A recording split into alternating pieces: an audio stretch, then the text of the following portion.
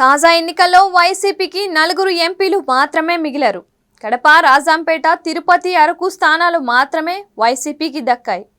కడప, రాజంపేట స్థానాల నుంచి వైఎస్ అవినాష్ రెడ్డి, పెద్దిరెడ్డి మిథున్ రెడ్డిలు హ్యాట్రిక్ విజయం సాధించారు. ఇక తిరుపతి నుంచి వరుసగా రెండోసారి గురుమూర్తి విజయం దక్కించుకున్నారు. ఇక తొలిసారి అరంగేట్రం చేసి అరకు పార్లమెంట్ నియోజకవర్గం నుంచి వైసీపీ అభ్యర్థిని డాక్టర్ గుమ్మ తనుజారాణి విజయం సాధించారు. వీరిలో తొలి ముగ్గురు కూడా వైసీపీ అధినేత జగన్కు వీర విధేయులు. జగన్ గీసిన గీతను దాటరు.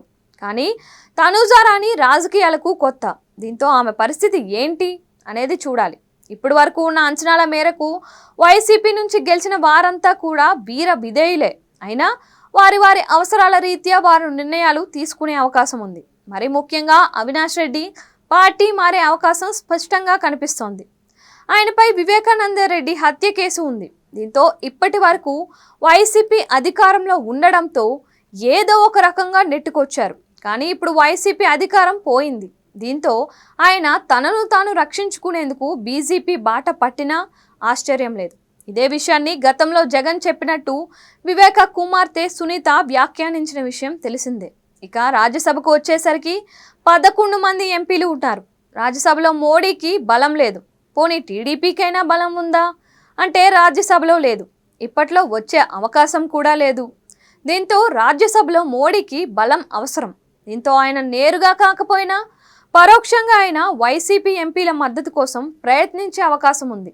ఈ విషయంలో గతంలో చంద్రబాబు అనుసరించినట్టుగానే జగన్ కూడా సైలెంట్ అయ్యి తన వారిని బీజేపీలోకి పంపించినా ఆశ్చర్యం లేదని అంటున్నారు. ఈ జాబితాలో విజయసాయిరెడ్డి వంటి వారు ముందున్నారు.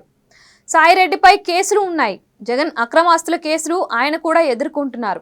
ఈ నేపథ్యంలో తనను తాను రక్షించుకునేందుకు సాయిరెడ్డి బీజేపీ బాట పట్టే అవకాశం మెండుగా ఉంది. ఇది జగన్ సూచనలతో చేస్తారా లేక స్వతంత్రంగానే నిర్ణయం తీసుకుంటారా అనేది చూడాలి.